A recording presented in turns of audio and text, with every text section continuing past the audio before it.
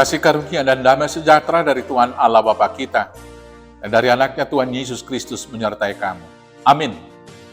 Shalom, selamat pagi saudaraku. Selamat beraktivitas di akhir pekan ini. Mari kita melakukan semuanya diterangi firman Tuhan yang akan saya bacakan dari 1 Samuel pasal 7 ayat 3. Demikianlah firman Tuhan.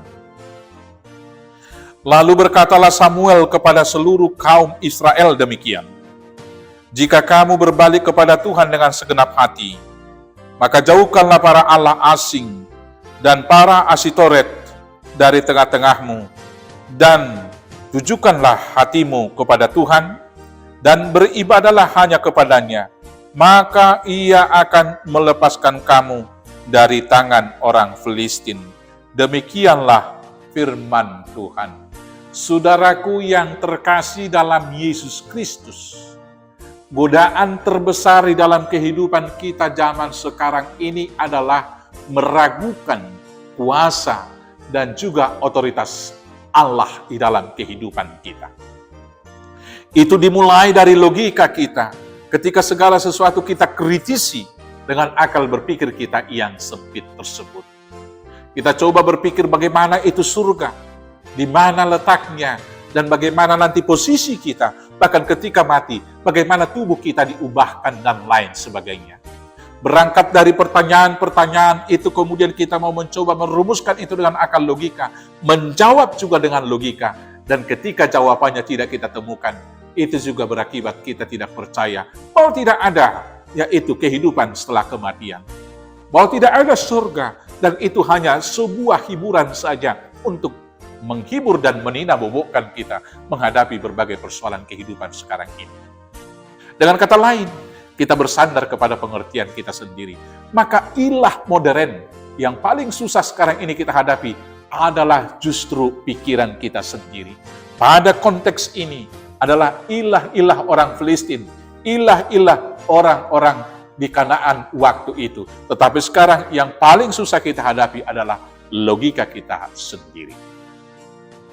Di samping itu, pada hari-hari terakhir ini selalu saja ada orang-orang pintar yang kemudian saling membukakan aibnya, saling membukakan trik-trik dan tipuannya. Tetapi sekali lagi, walau sudah banyak yang membukakan praktek pedukunan itu misalnya adalah akal-akalan, tetapi kita masih banyak juga yang mau percaya terhadap hal-hal yang palsu tersebut.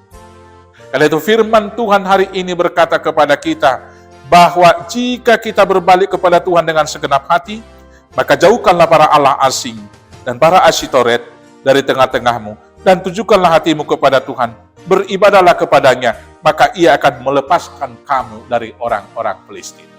Sekarang, mari kita tujukan hati hanya kepada Tuhan saja. Kita percaya dengan segenap hati, maka kemudian mata batin kita akan dibuka.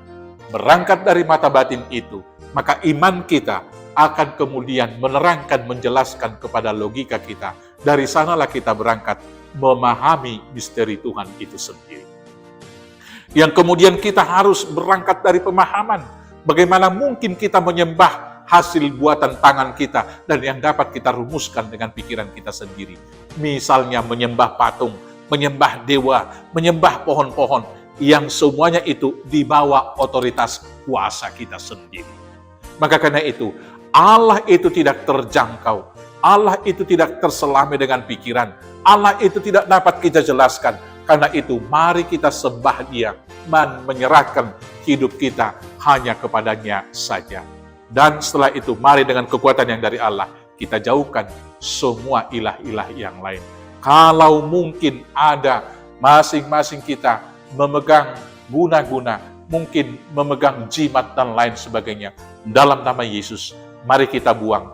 Dan satu-satunya yang kita sembah adalah Kristus Yesus. Selamat beribadah dengan taat kepada Tuhan. Selamat menyembah hanya Tuhan Yesus saja. Tuhan Yesus memberkati. Amin. Kita bersatu dalam doa. Terima kasih Bapa atas firman-Mu.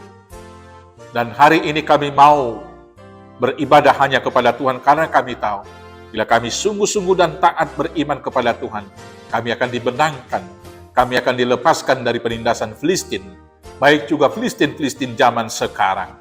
Maka karena itu peliharalah hidup kami, kuatkan kami bersaksi, hanya di dalam nama Yesus Kristus, Tuhan Juru Selamat kami yang hidup. Amin.